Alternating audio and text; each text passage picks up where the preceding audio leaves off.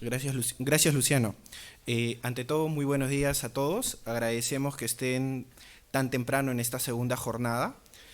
Como Luciano lo ha comentado, en este panel vamos a desarrollar el tema Diálogo entre las Cortes y el arbitraje, curso de colisión o cooperación. Para este panel contamos con la participación de Francisco Segarra, quien es asociado del estudio Rodríguez Sangobaldo, especializado en litigios civiles y arbitrales. Cuenta con estudios en Derecho Procesal por la Pontificia Universidad Católica del Perú y es profesor adjunto en la PUC y en la Universidad de Lima.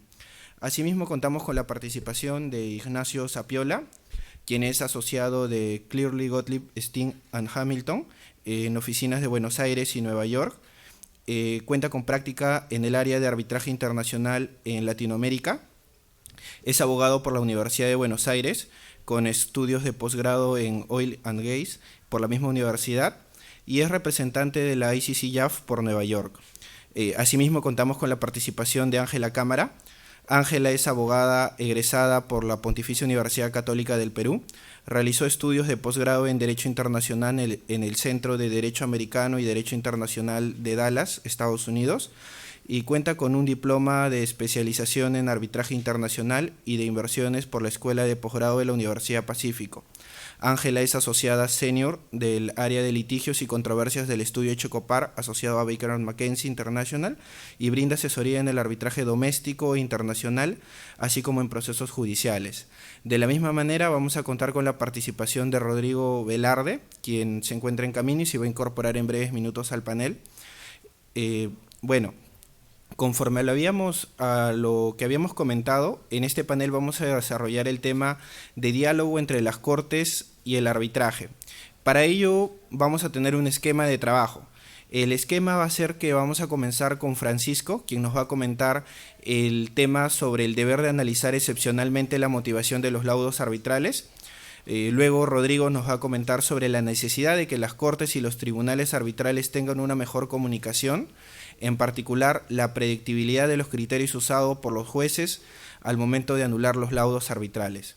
Luego Ángela nos va a comentar sobre la ejecución de laudos arbitrales, algunos problemas y alternativas de solución, para que finalmente Ignacio concluya con estrategias para prevenir colisiones y promover el buen diálogo entre las Cortes y el arbitraje.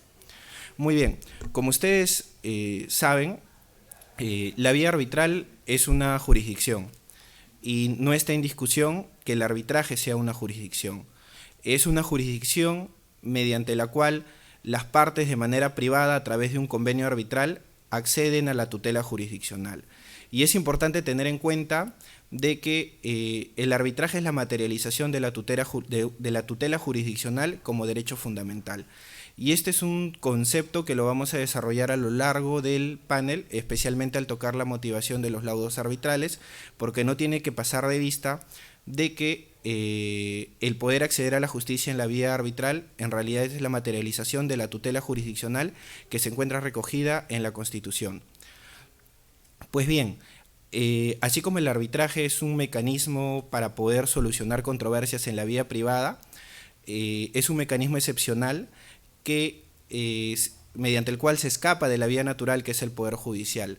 Justamente por ser un mecanismo alternativo, un mecanismo excepcional a la vía natural, cuenta con desventajas y cuenta con ventajas, porque el arbitraje ha sido pensado para ser una vía mediante la cual se resuelva la controversia mediante laudo y que este laudo luego ya no sea pasible de revisión o materia de impugnación salvo el recurso de anulación.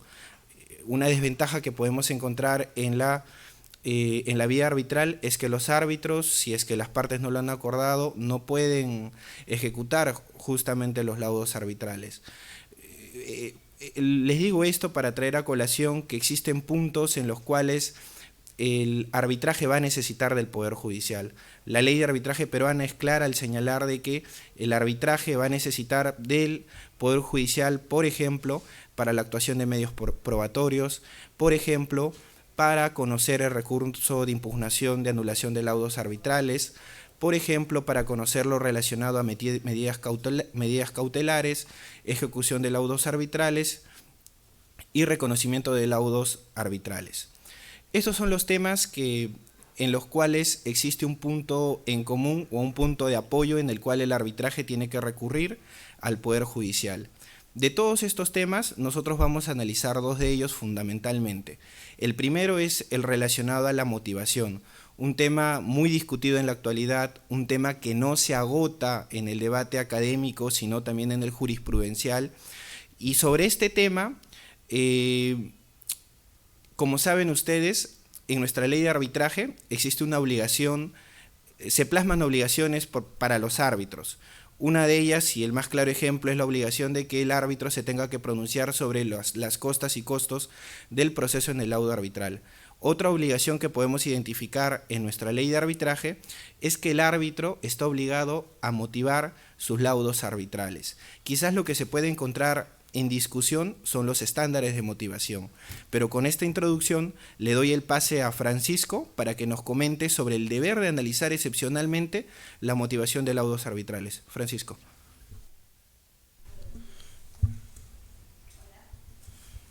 Buenos días ante todos. En primer lugar quisiera agradecer al Instituto Peruano de Arbitraje por esta oportunidad, al doctor Carlos Soto, a José Espinosa, a Rafael Sánchez Ríos, quienes me han brindado la oportunidad de estar el día de hoy con ustedes.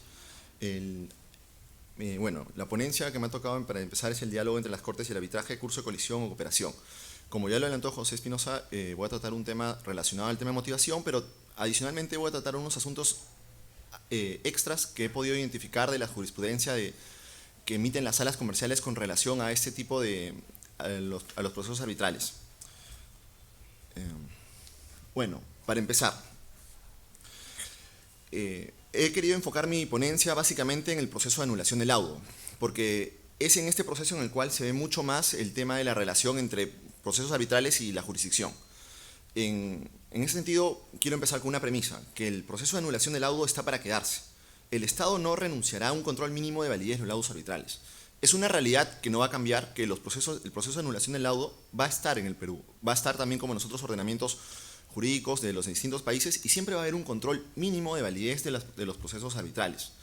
En ese sentido, creo yo de que es importante saber cómo es que las Cortes están realizando ese tipo de control de validez de los procesos arbitrales, cómo es que están entendiendo, por ejemplo, conceptos como la debida motivación, porque estos son factores importantes para los diversos operadores jurídicos, tanto en sede judicial como en sede arbitral.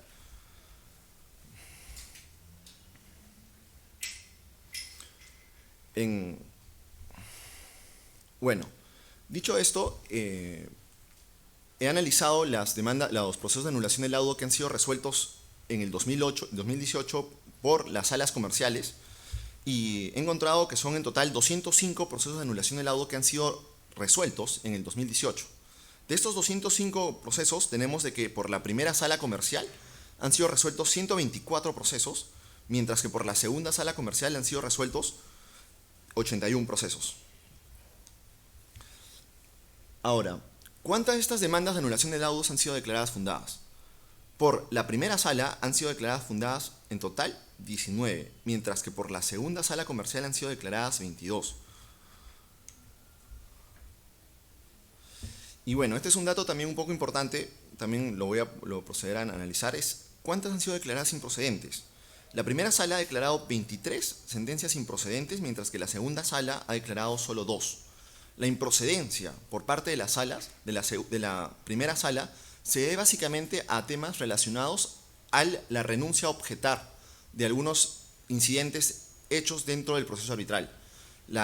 He detectado que la primera sala tiene un criterio bien estricto con relación a una preclusión arbitral, por así decirlo, por lo cual cualquier elemento incidental que se vea en los procesos arbitrales tiene que ser denunciado de manera inmediata, si es que luego esto quiere llevado a anulación del laudo, la primera sala lo entenderá que no puede ser así. Este criterio en el cual se detecta en la primera sala explica además por qué esta sala ha resuelto un 30% más de casos que la segunda, puesto que en varios casos ha optado por analizar únicamente la procedencia del recurso de anulación.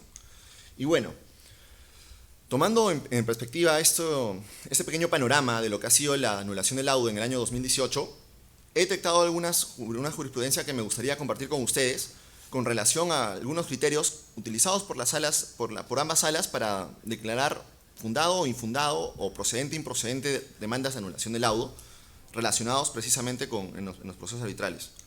Para empezar, este es un tema en el cual he notado un poco de, al menos ya uniformidad en la jurisprudencia del 2018, se puede interponer demanda de anulación del laudo en base a infracción a la debida motivación sin haber reclamado mediante escrito post laudo ante el tribunal arbitral. En la jurisprudencia de la primera sala comercial del 2016 se establecía que no, porque a pesar de que los escritos de interpretación, aclaración, corrección no podían modificar el laudo, se establecía que era un requisito previo precisamente por la Ley General de Arbitraje y precisamente porque, según el Tribunal Constitucional, era una vía previa y era una vía igualmente satisfactoria. Pues bien, la primera sala comercial hasta hace poco entendía que si una persona no reclamaba una infracción a la debida motivación en un escrito post laudo ante el Tribunal Arbitral, no podía interponer una demanda de anulación del laudo. Este criterio del 2016, que en la segunda sala comercial era distinto en esa época, ha sido modificado y ahora es unánime en ambas salas. Actualmente, tanto la primera como la segunda sala comercial establecen que no se requiere reclamar la debida motivación en un escrito post laudo para interponer luego una demanda de anulación del laudo. ¿Por qué esto es importante? Porque en el 2016 lo teníamos que hacer para interponer una demanda de anulación del laudo y de hecho esto hizo que la práctica judicial respecto a los temas de anulación del laudo se vea forzado de que en los procesos de arbitraje se tenga que reclamar esto ante el proceso arbitral para luego interponer una demanda de anulación del laudo. Esto ha cambiado y estoy seguro que tanto los operadores que miran los procesos arbitrales como los que miran los procesos de anulación del laudo van a tomar en cuenta esto al momento de plantear la estrategia para posteriormente iniciar un proceso de anulación del laudo. Ahora, se puede denunciar, interponer demanda de anulación del laudo denunciando la afectación al derecho constitucional a la cosa juzgada. Este es un tema un poco gris, si quiere decirlo, porque entre las causales de anulación del laudo no tenemos precisamente una que diga afectación al derecho a la cosa juzgada. Se quiere establecer que cuando se establece en la causal B, que establece que se quiere dejar de conocer algún tipo se ha generado alguna indefensión, se puede también interponer una demanda de anulación del laudo. En ese mismo sentido, también tenemos de que el precedente que todos conocemos, María Julia, que viene a ser el precedente del Tribunal Constitucional, que habla sobre que el proceso de anulación del laudo es la vía igualmente satisfactoria, establecería que todos los derechos constitucionales se pueden analizar también a través de la demanda de anulación del laudo. Estaría estableciendo una especie de cajón desastre o de un proceso constitucional dentro del proceso de anulación del laudo. Por eso me llamó mucho la atención estas sentencias, ambas de la primera sala comercial, en las cuales se establecen unos ciertos criterios respecto al derecho a la cosa juzgada. En una primera sentencia tenemos que te establece que no se puede denunciar el derecho a la cosa juzgada porque señala que los juzgados son independientes. Básicamente establece, siendo ya así respecto al principio de independencia e imparcialidad que ostentan los órganos jurisdiccionales, resulta pertinente indicar que la resolución o laudo arbitral tenga calidad de cosa juzgada. Dicho pronunciamiento no puede vincular a otro órgano jurisdiccional sobre un proceso distinto, aunque existe identidad de partes procesales a efectos que éste deba resolver idéntico criterio. En otras palabras, se establece que a pesar de que pueda existir la triple identidad de la cosa juzgada arbitral o judicial, no vincula al proceso arbitral. Este es un tema interesante porque te establece, en primer lugar, que sí podría proceder un proceso de anulación de laudo sobre ese tema, pero en segundo lugar te está estableciendo que no se va a pronunciar sobre el fondo porque existe el principio de imparcialidad, vencería el principio de cosa juzgada. Pero seguidamente tenemos otro pronunciamiento también emitido en el 2018, en el cual te establece que se afecta el derecho a la cosa juzgada cuando el tribunal arbitral no toma en cuenta la demanda de anulación del laudo que había sido emitido de manera que había sido emitido y que había ordenado el reenvío del proceso al tribunal arbitral. Yo creo que en esta segunda sentencia que estoy ahorita explicando, lo que hace la sala es confundir el derecho a la ejecución de sentencias o la ejecución de sentencias en el mismo término en que han sido planteadas con el derecho a la cosa juzgada. Siendo esto así y siendo coherente con el primer criterio, al parecer, las salas comerciales entienden que actualmente no se puede interponer una demanda de anulación del laudo por afectar el derecho a la cosa juzgada. Bueno, se puede denunciar la afectación al derecho a la prueba porque los medios probatorios contradicen las normas establecidas en el Código Procesal Civil. Este, a mi juicio, viene a ser el pronunciamiento más cuestionable que puede existir en el 2018 en las dos salas comerciales. Básicamente, en un caso que ha tenido un poco de relevancia tanto en los medios, porque ha sido además bien difundidos, la primera sala comercial ha establecido que las normas procesales que regulan los medios probatorios son normas nacionales y como tales se tienen que tomar en cuenta como criterios de la ley nacional. En este caso, lo que ha establecido la sala viene a ser que las normas que establecen que los peritos tienen que ser colegiados son normas nacionales que tienen que ser tomadas en cuenta como leyes nacionales y que no pueden ser desconocidas. Esto a pesar de que en el convenio arbitral se establecieron que se iban a regular por normas, también por las normas IVA. Señala que como estas son normas contractuales, no desvinculan que también tengan que verse las normas procesales del Código Procesal Civil al momento de regular la actuación de pruebas.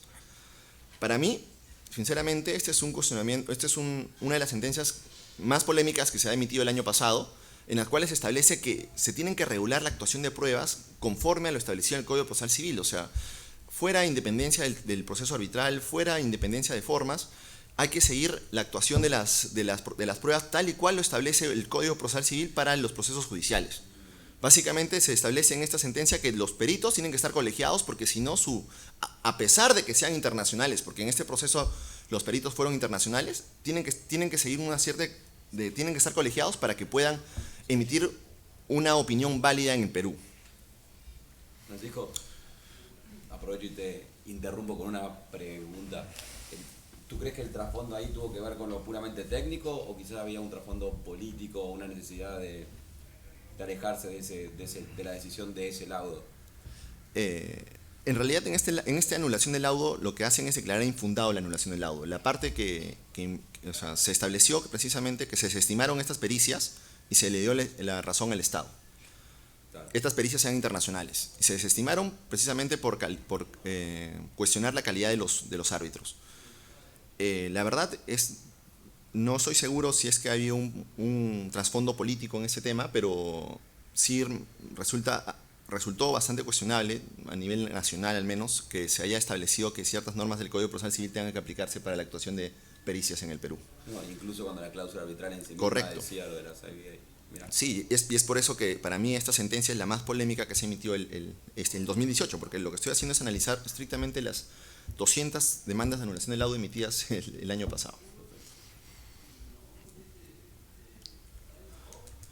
Bueno, acá viene también otro punto en el cual se estableció algunos criterios en nuestras salas comerciales. ¿Es inconstitucional que se requiera carta fianza para la interposición de la demanda de anulación del laudo? Esto básicamente con los temas de contratación con el Estado, que establece que tienen que aplicarse una carta fianza. Bueno, la segunda sala comercial ha dicho que sí es inconstitucional y ha inaplicado este criterio. Básicamente porque señala que se afecta el derecho al acceso a la jurisdicción y que implica una barrera burocrática. Para empezar, yo tengo mis serias dudas respecto a este tema, porque como lo dijo José Espinosa, el derecho a la tutela jurisdiccional efectiva y acceso a la jurisdicción ya se cumplió con acceder al proceso arbitral. Porque el proceso de anulación del laudo viene a ser una especie de un medio impugnatorio extraordinario. Un proceso que a la vez es recurso, pero que es extraordinario. En segundo lugar, tampoco podemos hablar de que haya un derecho a acceso a los recursos, porque estrictamente, al menos en Perú, el derecho a acceso a los recursos es de regulación legal, entonces si establece un requisito se tiene que cumplir. El único derecho que viene a ser constitucionalmente establecido viene a ser la pluralidad de instancias, al menos en Perú, y esto implica que haya una segunda controversia, una discusión en una segunda instancia. El proceso de anulación del laudo, como nosotros conocemos, no es un proceso en el cual se discuta en segunda instancia el tema, entonces no podemos estar hablando que se está protegiendo un derecho constitucional, ya sea por acceso a la jurisdicción o ya sea por pluralidad de instancia. Entonces, que se establezca que el legislador no puede establecer un requisito adicional para la interposición de un recurso extraordinario, excepcional, tengo mis dudas. Y sobre todo por cómo lo ha establecido la segunda sala comercial, señalando que precisamente viene a afectar el derecho al acceso a la jurisdicción.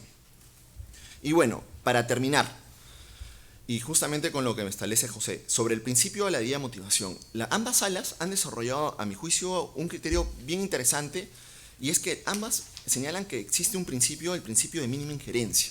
Es decir, que han desarrollado un poco más lo establecido por la Ley General de Arbitraje y por la jurisprudencia del Tribunal Constitucional, y te establecen que no solo el tema de la motivación, el control de motivación tiene que ser sobre temas formales, no puede analizar el tema de criterio o el tema de fondo, sino también te establece que debe ser bien restringido. Y bueno, precisamente ¿a qué se refiere entonces con restringido, con mínima injerencia? Básicamente, de lo que he podido analizar, lo que hacen las dos salas comerciales es tomar dos criterios, que bueno, en este caso los he desarrollado yo. Además de que la motivación no tiene que analizar el fondo del asunto, esta se decreta únicamente cuando existe una indefensión y cuando puede existir la posibilidad de que este vacío de motivación pueda modificar el laudo. Si no existe esta posibilidad de que pueda modificar el laudo o que se haya generado una indefensión, no hay necesidad de decretar la nulidad y el laudo debe seguir siendo válido. Y bueno, esto para mí ha sido precisamente lo más relevante del 2018 y creo que expresa bastante bien lo que viene a ser el panorama de esta relación entre cortes y tribunales arbitrales. Muchas gracias. Gracias, Francisco.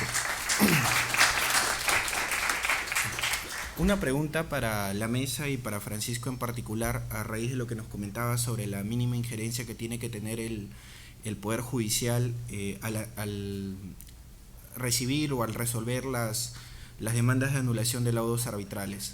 Y quiero que partamos de una primera idea, que es la siguiente. Solamente se pueden anular laudos arbitrales por las causales taxativamente establecidas en la ley de arbitraje. Y la motivación no está establecida en la ley como una causal para poder anular laudos arbitrales. Partiendo de esa premisa, ¿creen que es correcto que se deba anular laudos arbitrales alegando el tema de la motivación, independientemente si pueda ser por falta de motivación aparente, incongruencia o por cualesquiera que sean los estándares? Esto implicaría una reforma en nuestra ley de arbitraje para que se establezca como causal la motivación para que sea causal de anulación de laudos arbitrales. Es decir, ¿consideran que las Cortes deben anular por motivación o qué opinan sobre ello? Bueno, en realidad lo que al menos a mí me ha gustado bastante de este principio desarrollado por ambas salas comerciales viene a ser que vincula o lo tiene bien vinculado el tema de la motivación con lo que es generar indefensión, que viene a ser precisamente una causal de anulación del laudo. Para mí, no debería desarrollarse de manera expresa esta causal, porque al establecer ya de manera expresa estamos dando pie a que se pueda establecer 1000 causales de motivación, como actualmente existe en el Tribunal Constitucional, y que se quiera traspapelar este tipo de cosas al proceso arbitral, lo cual a mi juicio está mal. El estándar de motivación que tienen las Cortes con respecto a resoluciones judiciales es totalmente distinto y debe serlo. Y no puede aplicarse el mismo estándar de motivación de resoluciones judiciales a los procesos arbitrales. Y precisamente que no se establezca de manera expresa esto de la motivación hace que los jueces entiendan que debe ser distinto. Y es que aquí la gran diferencia viene a ser que, a diferencia del control que hace el Tribunal Constitucional respecto al Poder Judicial o que hace la Corte Suprema respecto a las dos instancias anteriores, acá estamos ante un control de una jurisdicción a otra jurisdicción, que siempre tiene que ser restringido. No puede ser el mismo que un control que se haga dentro de una misma jurisdicción. Y es por esto que yo considero que no debe agregarse, porque si se agrega, va a dar pie a que exista un control de motivación mucho más amplio o que se intente equiparar al control de motivación que hacen las Cortes Judiciales con respecto a sus propias resoluciones. Perfecto, gracias Francisco. Continuando con el panel, contamos con la participación de Rodrigo, quien nos va a comentar sobre la necesidad de que las Cortes y los tribunales arbitrales tengan una mejor comunicación, la predictibilidad de los criterios usados por los jueces al momento de anular los laudos arbitrales. Rodrigo. Muchas gracias a los organizadores del IPA por esta invitación, y agradezco además especialmente haber tenido a Francisco antes, porque lo que vengo a decirles de alguna manera tiene muchísimo que ver con esta información, que es súper valiosa además. El tema que tengo que tratar es el diálogo entre las Cortes y arbitraje, y lo primero que quiero decir hoy día es que las Cortes, los jueces, están anulando los laudos más que antes, y prácticamente podemos decir que las cortes están anulando los laudos hasta por temas que no deberían. Y lo que les digo no es una verdad mía, sino es una frase que he venido escuchando.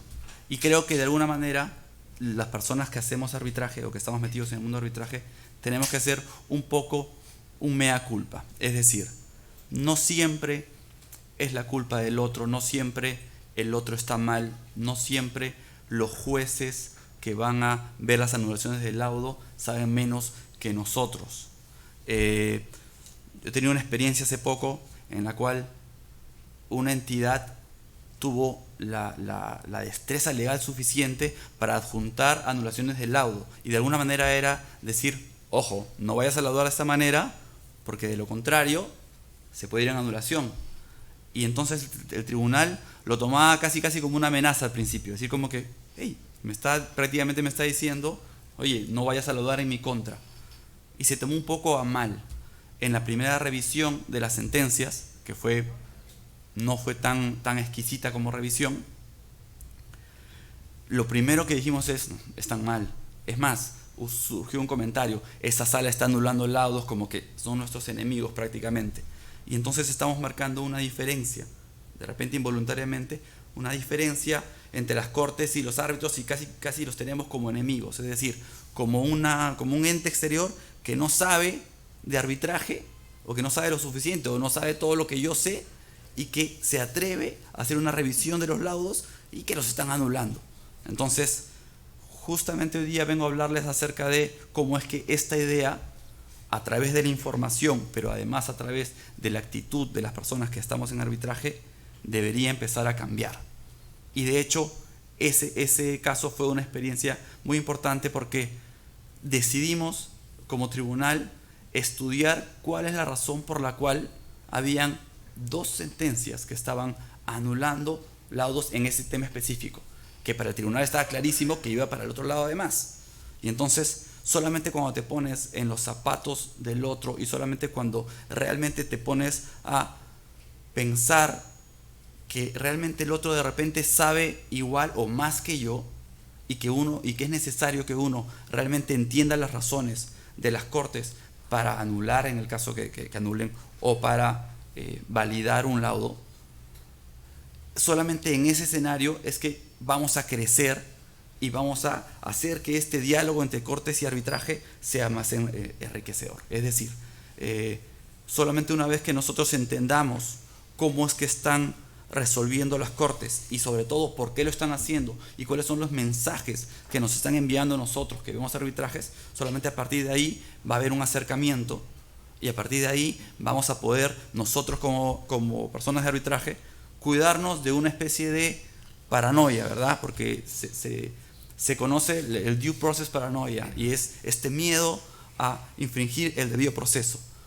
Y es un poco verdad también que ante las altas estadísticas de laudos que están siendo anulados, todos los árbitros o las personas que estamos metidos en arbitraje, de alguna manera tenemos una especie de miedo de que nuestros laudos sean anulados, porque definitivamente es un derecho de las partes. Yo sí considero que es bueno que haya una revisión de los laudos, que tiene que haber un filtro, que no todos los profesionales que hacen laudos son de primera calidad, y que está bien, no que haya una segunda instancia, por supuesto, pero sí que haya una revisión.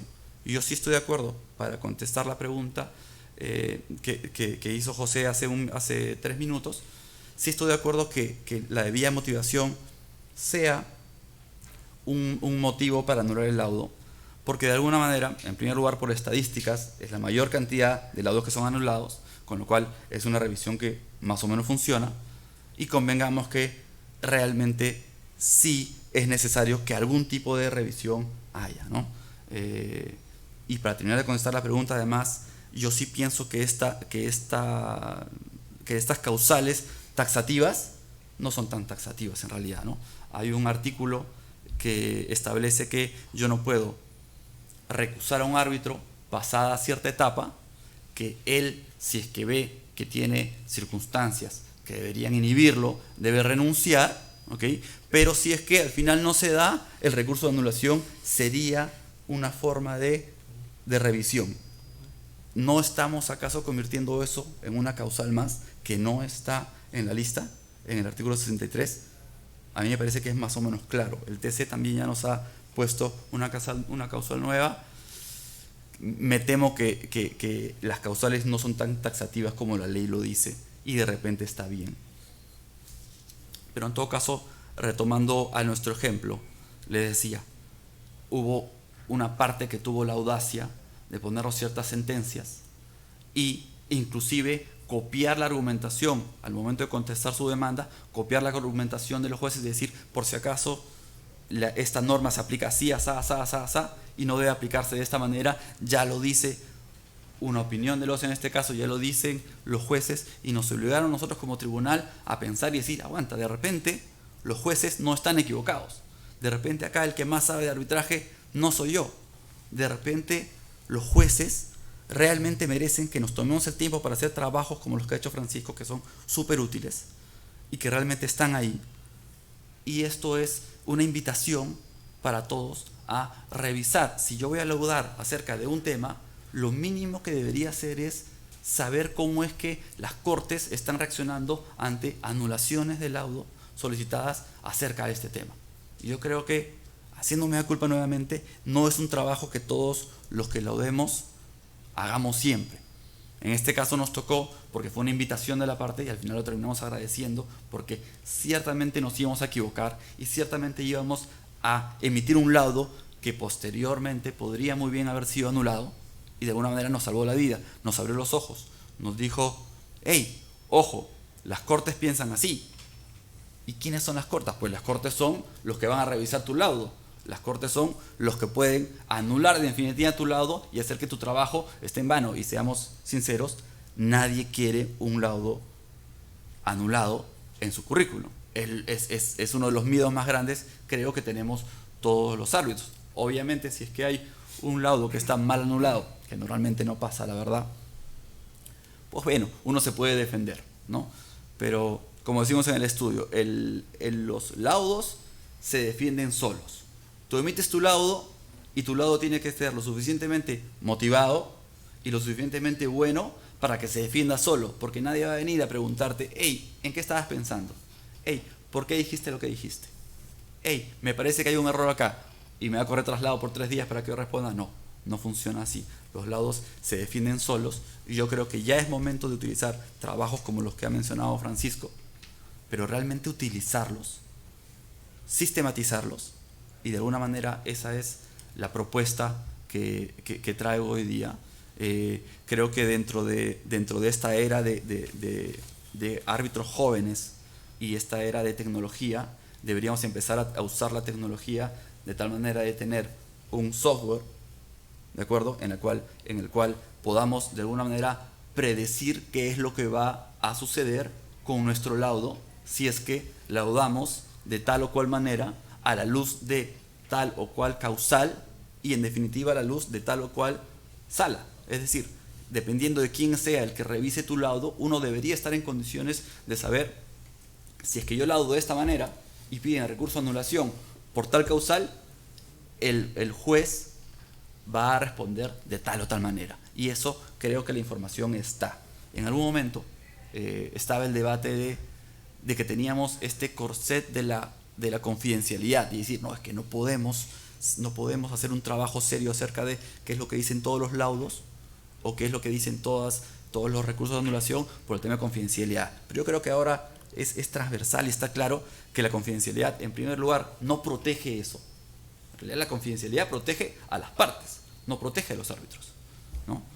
Y el que piensa que la confidencialidad protege a los árbitros probablemente tiene algo que ocultar y se quiere proteger de este principio que en realidad no está orientado o no está buscado para protegernos a uno, sino básicamente para proteger, pues, información confidencial de las partes, económica, es decir, temas de política de las empresas. Y es importantísimo para las partes que haya este principio de confidencialidad. Sin embargo, decía yo, ya está más que claro que cualquier tipo de principio de confidencialidad no tiene por qué ser una excusa para que no haya una información no solamente de las anulaciones de laudos, sino además de los laudos, ¿verdad? Todos sabemos que OCE tiene un registro de sus laudos, y está muy bien que lo tenga, de repente no está absolutamente actualizado, pero hacen un buen trabajo, y además todo lo que tenga que ver con controversias con el Estado, y sin mencionar todos los recursos de anulación o inclusive de ejecución, son laudos que van a terminar en el Poder Judicial y por consiguiente son de dominio público. Es decir, creo que no hay excusa para decir no tengo la información suficiente.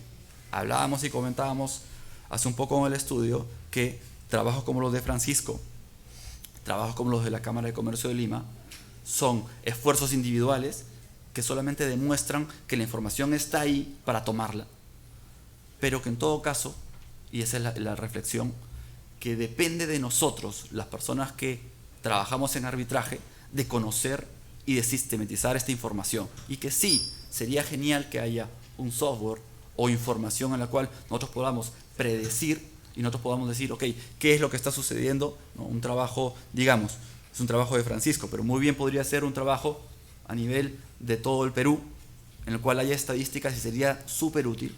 Pero digamos, la información solo va a ser útil en la medida que nosotros tomemos conciencia de que esta información es útil para nosotros. Y en vez de darle la espalda a los jueces y decir, ellos no saben, yo voy a hacer el lado de lo mejor que pueda, es más bien tomar en consideración su posición. Pueden estar en lo correcto o no, pero creo que es la obligación de todo el que emite un lado saber cómo es que las cortes están resolviendo los recursos, las demandas de anulación respecto al tema que yo voy a laudar. Y yo creo que es un tema de mínima diligencia. Y nuevamente, no se trata de decir, ok, yo voy a laudar como sea que las cortes están resolviendo para no ganarme problemas. No se trata de eso. Se trata, en todo caso, de ser lo suficientemente serios para entender los criterios. Y si es que los respeto, pues usarlos. Y si es que yo creo que están equivocados, dar un paso adelante y decir, ok, sé que la Corte piensa así y sé que lo piensa así por tal y tal razón. Yo discrepo de esta posición y no hay problema en ponerlo en el laudo. Discrepamos de esta posición por tal y tal razón. De tal manera que igualmente cuando el juez reciba este recurso de anulación, si es que es el caso, puede decir, mira, me leyó, sabe lo que yo pienso y piensa lo contrario. Vamos a ver cuál es su opinión. Y que pase lo mismo en ambos lados. Es decir, que nosotros tomemos en consideración los recursos de anulación declarados fundados, o en líneas generales, todos los recursos de anulación, para saber cuáles son los criterios y que después se refleje en el otro lado. Y que los jueces también dejen este paradigma del árbitro, porque está clarísimo que los jueces tampoco no nos ven muy bien a los árbitros, ¿verdad? Hay una especie de conflicto que no sabemos resolver, ¿no? Nosotros resolvemos todos los conflictos, pero parece ser que el conflicto que no podemos resolver es este conflicto en el cual el juez está visto como alguien que no sabe lo suficiente o no sabe tanto como yo, y no sabemos que muy probablemente funciona lo mismo del otro lado, que los jueces también están diciendo, estos muchachos que vienen a arbitrar, estos muchachos que vienen a pensar que saben más que nosotros. Y la verdad es que no necesariamente uno tiene que saber más que el otro, pero sí creo que es súper necesario que haya una comunicación, que haya un diálogo y que el diálogo sea a través de los laudos por un lado y las sentencias de anulación por el otro. Esa es la reflexión que traje hoy día. Gracias.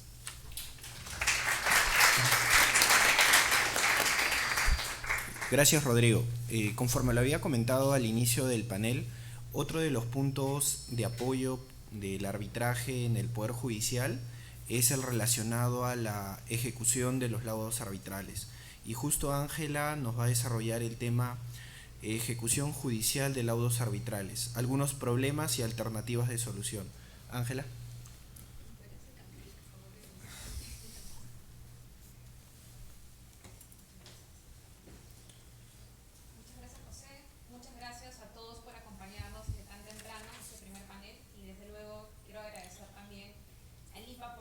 Y por darnos esta plataforma para poder exponer nuestras ideas. Yo les voy a comentar sobre la ejecución judicial de laudos arbitrales. No sé si se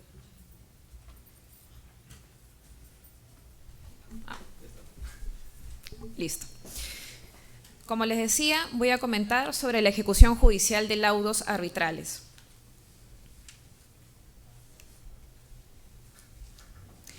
Cuando pensamos en la relación entre el Poder Judicial y el arbitraje, solemos enfocarnos en una relación de tensión. Y no sin razón, exigimos que el Poder Judicial no intervenga en lo que ha sido resuelto en un arbitraje.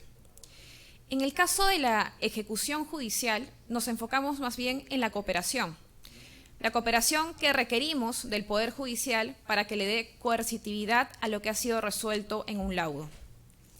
Ahora, tengamos claro que debe ser una coercitividad a lo que ha sido estrictamente resuelto en el laudo. Ni más ni menos. Salvo, casos específicos como podría ser, por ejemplo, el de la ejecución de laudos arbitrales extranjeros por aplicación de la Convención de Nueva York, en el que sí hay un espacio más grande para que los jueces puedan analizar ciertas causales adicionales. Pero yéndonos específicamente en lo que son arbitrajes domésticos, en realidad lo que buscamos es una ejecución estricta. Para darle un enfoque práctico a los criterios que utilizan las Cortes en el caso de la ejecución de laudos arbitrales, he revisado sentencias recientes sobre ejecución que se encuentran disponibles en la página web. Al igual que en el caso de la anulación de laudos, tenemos también una buena base de datos que vale la pena revisar realmente para recordar cuáles son estos criterios que utilizan en la práctica las Cortes. Al momento de revisar estos criterios, vamos a poder ver si es que realmente las Cortes están cooperando con el arbitraje o si es que incluso en algunos casos ya se cruza la línea y llegamos nuevamente a un escenario de intervención que es el que no queremos. ¿Qué implicancias tienen estos criterios para nosotros, los que estamos involucrados en el arbitraje? Es esencial que seamos conscientes de estos criterios para que nosotros podamos dar productos que por sí solos se puedan ejecutar y no llegar a un escenario que puede ser tan temido como el caso de un laudo anulado, que es el de tener un laudo que no pueda ser ejecutado. Finalmente, voy a dar algunas recomendaciones y algunos comentarios.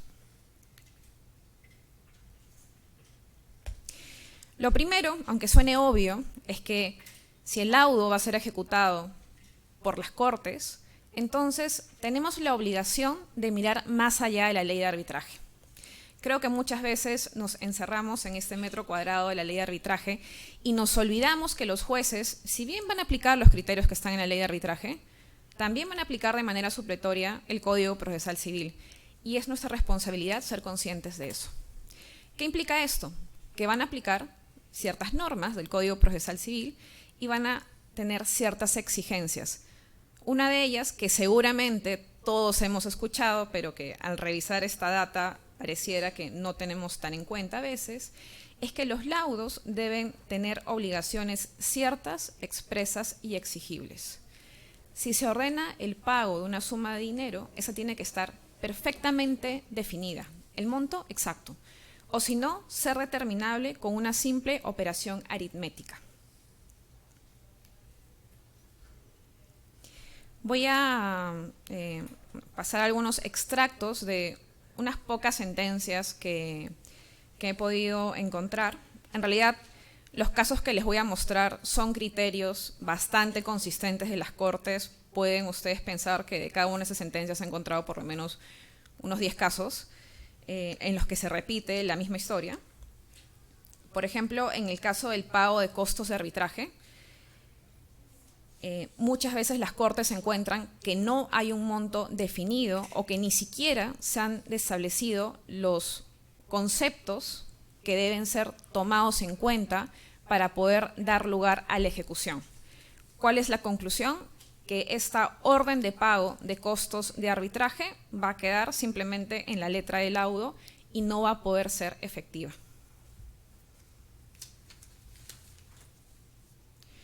En el caso del pago de intereses tenemos una historia bastante similar.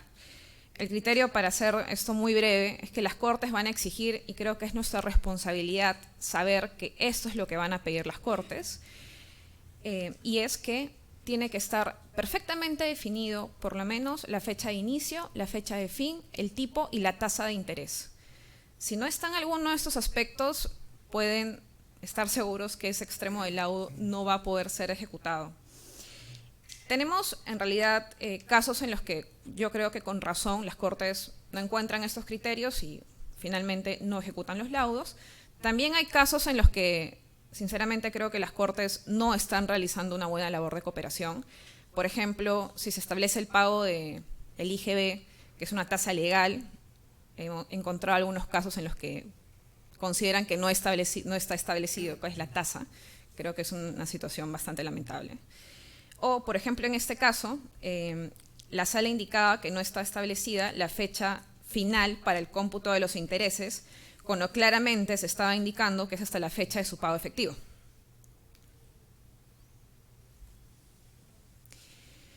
Algunos laudos establecen que ciertos montos van a ser definidos en la ejecución del laudo, por ejemplo, a través de una pericia.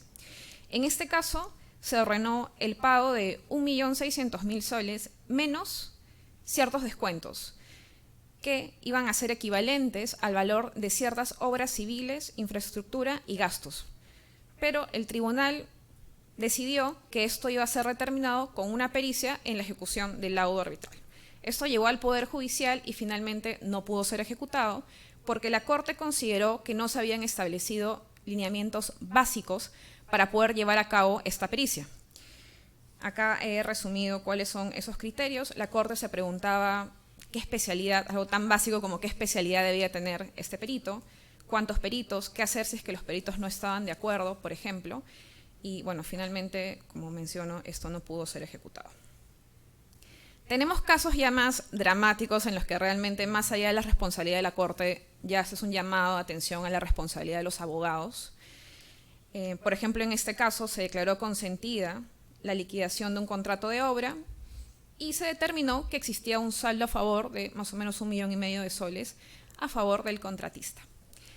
Lo que no se pidió aparentemente, y por eso es que el laudo tampoco lo ordenó, es el pago de este saldo a favor. Entonces, este contratista probablemente tuvo un laudo en el que reconocían este monto, pero no pudo hacerlo efectivo.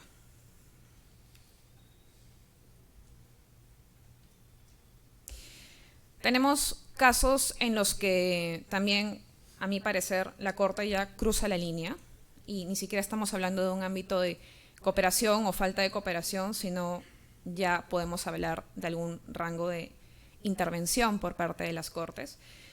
Por ejemplo, en este caso, el juez, al momento de calificar la demanda de ejecución, consideró que no estaba suficientemente acreditado si realmente existía un convenio arbitral. Entonces, solicitó, por ejemplo, en este caso, la copia legalizada notarial del documento que contiene la cláusula arbitral. A mí me parece sumamente peligroso este pedido porque nos podría hacer ingresar a toda una discusión de si realmente existe el convenio arbitral, qué es lo que espera este juez para acreditar si es que existe o no el convenio arbitral, cuando este es un asunto que ya tendría que haber estado zanjado a nivel del arbitraje.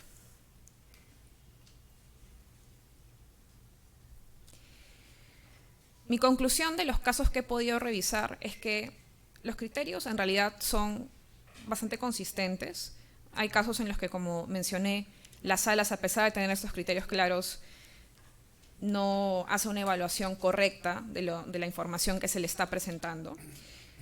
Pero en general tenemos criterios consistentes. Hay excepciones, por supuesto, por ejemplo, este último caso que mencioné, en el que, a mi criterio, el juzgado solicita requisitos que en realidad no tendrían que ser exigidos. En esta línea también, por ejemplo, les puedo comentar de un caso en el que el laudo ordenó que una parte reembolse el pago de las costas arbitrales a la otra parte, porque esta parte había asumido el 100%, y el juez, en vez de ejecutar simplemente y ordenar y requerir el pago de este 50%, exigió una prueba de que realmente esta parte, la que estaba pidiendo la ejecución del laudo, había pagado el 100%.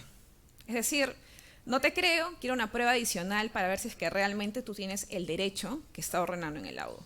Ese tipo de casos definitivamente no son deseables. Lo que sin duda al final pasa es que, declarada la inejecutabilidad del laudo, lamentablemente no tenemos segundas oportunidades. Aquí, por ejemplo, no hay una posibilidad de reenvío, como puede suceder en el caso de la anulación de laudos, por motivación en el que probablemente el tribunal va a fallar en el mismo sentido, pero motivando una mejor medida. En el caso de la ejecución de laudos realmente tenemos un problema bastante grave, porque ese laudo no se va a poder ejecutar, quizás se va a tener que iniciar un nuevo arbitraje para poder conseguir los montos que se deseaban. Algunas recomendaciones. Lo primero, como es obvio, seamos conscientes de que los laudos pueden terminar en un escenario judicial. Es nuestra responsabilidad tener en cuenta estos criterios, que son en realidad bastante sencillos de cumplir, pero que en la práctica no se están cumpliendo. Y tengamos ciertos puntos claves para también asumir ciertas responsabilidades. Por ejemplo, al momento de plantear nuestra demanda, pretensiones claras. Si lo que queremos es el cobro de un monto, hay que exigirlo tal cual, porque si no vamos a tener problemas como el que hemos visto en uno de los casos mencionados. Ponernos en todos los supuestos. Por ejemplo, en un caso que no he citado, pero que también tuve la oportunidad de revisar, un contratista solicitó que se deje sin efecto una resolución contractual y que se lo ponga en la situación previa a la resolución del contrato, lo cual suena bastante razonable en la teoría. Lo que sucedió es que en la práctica esta obra ya había sido adjudicada a alguien más. Cuando terminó el arbitraje, la obra ya había sido culminada. Entonces, este contratista presentó su demanda de ejecución del laudo y claramente lo que le dijo la sala es, bueno, lo siento, pero la realidad supera la ficción, entonces no podemos llevarte a ese escenario. Quizás un abogado un poco más diligente hubiese pensado en un escenario subordinado, como el de pedir algún tipo de indemnización, y hubiese sido esto mucho más favorable para este cliente. Como abogados, entonces, también tenemos la responsabilidad. Los laudos deben tener información suficiente. Si exigimos que el Poder Judicial no intervenga en el arbitraje, entonces tenemos la carga, la responsabilidad de brindar productos que se defiendan por sí solos. En el tema de los costos, una práctica que es bastante saludable es darle a cada parte la oportunidad de presentar sus pruebas, por ejemplo, los comprobantes de pago de estos costos, justo después de la audiencia de informes orales y antes de la emisión del laudo, de modo que el árbitro tenga todos los elementos necesarios para poder laudar, indicando ya los montos. En el caso de los intereses, ya les he mencionado cuáles son los criterios. Increíblemente existen varios casos en los que estos no son tomados en cuenta. Y si es que existiera algún tipo de falla por parte de los árbitros al no determinar bien estos criterios, tenemos nosotros la posibilidad como abogados litigantes de plantear pedidos post laudo. Para esto es que sirve, por ejemplo, el pedido de interpretación que muchas veces utilizamos como requisito previo de una anulación, pero que en realidad debiera servir justamente para solucionar problemas que podemos prever para un escenario de ejecución del laudo.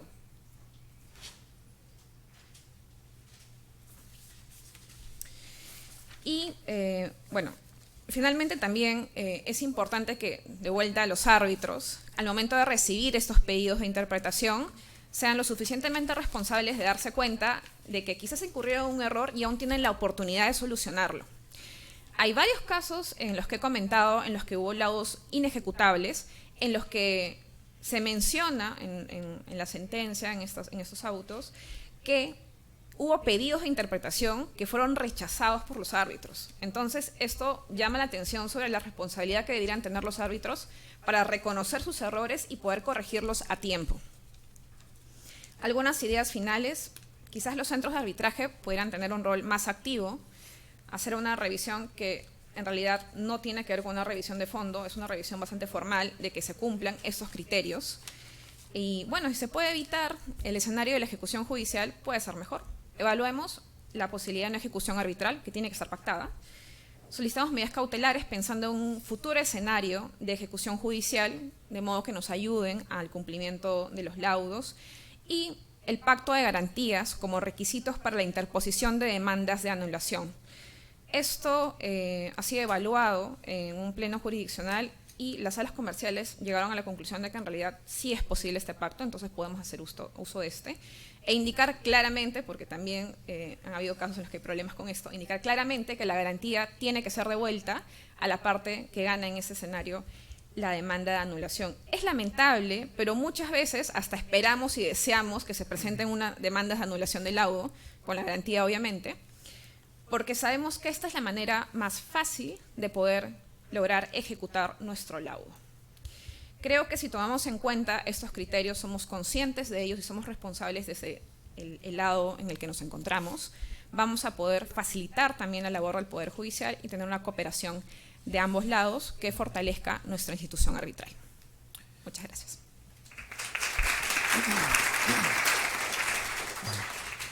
Gracias, Ángela. Finalmente tenemos la participación de Ignacio, quien nos va a comentar sobre las estrategias para prevenir colisiones y promover el buen diálogo entre las Cortes y el arbitraje. Ignacio. Muchas gracias. Bueno, quería sumarme los agradecimientos a Carlos Soto, José, Zoila, Instituto Peruano de Arbitraje, a todos ustedes por estar aquí, y además los agradecimientos, felicitarlos porque la cultura arbitral peruana es muy envidiable por muchos colegas de su región. Así que a mantener el buen trabajo. Quizás la frase que ven ahí arriba creo que resume bastante bien lo que comentaron mis colegas de panel hoy. Uno con el arbitraje busca tratar de escaparle a lo judicial, a las autoridades, pero al final del día las necesita. Y es por eso que hay que buscar formas de cooperación y de diálogo positivo para que sea un ciclo que se alimenta mutuamente. En particular, y un poco basado en lo que ha sido mi experiencia trabajando en la región, yo creo que las colisiones típicamente se dan en dos situaciones, que creo que las resumen bastante bien. El primer caso o la primera categoría de colisiones entre cortes y el arbitraje se da cuando median rispideces de tipo político, económico o jurídico. Un típico ejemplo de una rispidez política es cuando uno tiene un juez en la jurisdicción de ejecución que le piden ejecutar un laudo bien hecho contra la empresa estatal más grande del país, ¿no? Y si uno se pone en los zapatos del juez, si uno tiene un poco de empatía, como mencionaba Rodrigo, va a ser muy difícil para ese juez ordenarle a la empresa estatal local que pague un laudo de millones de dólares. Realmente va a tratar de buscar cualquier tipo, no siempre, pero va a tener una tentación, si se quiere, a buscar algún tipo de excusa o algún tipo de artilugio que le permita no reconocer ese laudo. Lo mismo sucede cuando hay un laudo contra una compañía que tiene mucho peso a nivel regional, por ejemplo. Si uno tiene un laudo contra una empresa que se dedica a la pesca y lo quiere ejecutar en la justicia propia de la jurisdicción, que típicamente es donde están los activos, al juez también le va a costar muchísimo pronunciarse en contra del caudillo de esa área, digamos, ¿no? Ese es un plano donde creo que hay bastante colisión, y el otro plano creo que es un plano donde la colisión es más noble y tiene más que ver con desafíos o deficiencias técnicas de lo que es el marco, sea de los tratados que apliquen, de las convenciones que apliquen o de la ley de arbitraje que aplique. Un caso típico en algunas jurisdicciones es cuando la ley arbitral local requiere que los árbitros que actúen en esa jurisdicción sean admitidos a la barra de ese lugar particular, ¿no? O como existía antes en la legislación argentina, que primero había una cláusula compromisoria donde uno se obligaba a arbitrar y después uno tenía que ratificar esa cláusula en un compromiso arbitral una de ellas surgía la disputa. Y ahí las soluciones son de un tipo más técnico y el plano político juega un poco menos. Entonces, déjenme tratar primero lo que llamo el plano cultural y luego, si nos queda tiempo, me meto en el plano técnico. Y lo que propongo yo, la solución, creo que se da ex ante también. Me parece que está muy bien que critiquemos los fallos y los laudos que no están bien redactados o bien armados, pero también uno tiene que pensar qué puedo hacer la siguiente vez para que esto no me vuelva a pasar, o cómo puedo mejor asesorar a un cliente para que llegue a ese momento lo más protegido posible. En lo que es el plano que denomino cultural, describo aquí arriba algunas estrategias contractuales y otras procesales. Las contractuales típicamente es lo que uno puede incluir en el contrato o en algún documento que surja más adelante, como pueden ser los términos del acta el acta de emisión, pero básicamente es la gran ventaja que tiene, o la cosa quizás más interesante que tiene el arbitraje, que es una criatura contractual, y uno puede acordar dentro de ciertos límites distintas cosas, ¿no? Entonces uno tiene que poder usar esa cláusula arbitral para hacerlo más preciso, siendo simple, pero lo más preciso posible, y lograr evitar estas futuras cuestiones. Es muy común cuando un cliente de uno no tiene más opción que demandar a un Estado, por ejemplo. Una vez que uno entra en un arbitraje con un Estado, ya es muy difícil lograr algún tipo de composición en general. Lo que va a suceder es que el arbitraje va a ser prolongado, va a haber un laudo, el Estado en muchas jurisdicciones lo va a resistir y uno va a tardar muchísimo tiempo en cobrar en recuperar los daños de esa controversia. Entonces, en ese caso, particularmente cuando el Estado está del otro lado, creo que es buena práctica en la cláusula arbitral incluir algún mecanismo que permita llegar a una solución consensuada con el Estado. En esos casos vale mucho la pena incluir cláusulas de mediación o de negociación que generen un clima propicio para que las partes negocien. También es sumamente importante para evitar la influencia política o económica de alguna empresa grande o de algún jugador local, pactar una sede que es neutra y que es respetada y que tiene una reputación que no quiere poner en riesgo. Entonces siempre va a ser muy importante en el arbitraje regional o en el arbitraje internacional que ustedes elijan una sede que no le va a temblar el pulso en reconocer un laudo o en anular un laudo cuando ese laudo está mal hecho. Creo que típicamente las sedes más conocidas son quizás Londres, París, Nueva York, pero creo que dentro de la región, a medida que crece el arbitraje, emergen sedes que cada vez son más respetadas y más elegidas entre partes regionales, y creo que entre ellas está Santiago y también está Lima. Quizás Santiago está un poco, los chilenos van a la delantera, quizás un poquito, pero no tengo dudas que pronto harán su catch-up. Y eso es algo también muy importante. Otra cuestión que es muy importante en la cláusula arbitral, sobre todo en disputas internacionales, es el idioma. Y creo que tiene una importancia que a veces no es tan sencillo de ver, y tiene que ver mucho con lo que es medidas cautelares o lo que es la anulación o la ejecución en sí mismo, que es si todo el arbitraje se hizo en otro idioma, en francés o en inglés, y después uno tiene que recurrir a la justicia, tener esa cooperación en una sede local, y todos los escritos, los memoriales, los laudos, la decisión cautelar, las órdenes procesales del tribunal están en inglés, va a ser muy difícil, uno, traducir todos esos materiales a tiempo, y va a ser muy costoso, y dos, aunque uno logre traducirlos, mucho se va a perder en esa traducción. Y el juez, aunque tenga toda su buena voluntad, no va a poder entender un montón de sensibilidades que son importantes. Entonces, nuevamente, a la hora de negociar un contrato internacional, insistan con el lenguaje castellano, porque le va a ser mucho más sencillo a ustedes trabajarlo y le va a ahorrar al cliente muchísimos gastos. Y después, pasando a las estrategias procesales, con esto yo me refiero a lo que uno hace en el transcurso del mismo arbitraje.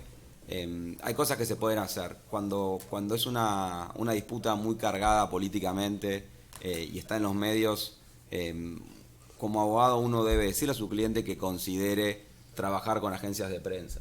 Porque cuando uno está en una disputa contra una gran empresa, contra un Estado, la disputa a veces supera el plano puramente arbitral y de las cuatro paredes de la sala de audiencias, y es importante generar cierto apoyo en la opinión pública. Entonces es algo que durante el mismo procedimiento uno tiene que pensar, y uno tiene que escribir los escritos teniendo en cuenta que quizás en algún momento van a ser públicos o partes de ellos van a ser públicos, porque la otra parte los filtre, porque hay una medida cautelar que los hace públicos. Entonces es muy importante trabajar en ese plano. Y parecido, creo que era Ángela la que lo mencionaba, es cuando uno escribe cuando uno escribe los escritos y cuando uno escribe un laudo también, es muy importante pensar en lo que yo llamo las audiencias de de segundo y tercer orden. Uno escribe típicamente pensando en los árbitros, que son los que van a decidir. Pero ese laudo o ese escrito va a estar frente a un tribunal prontamente.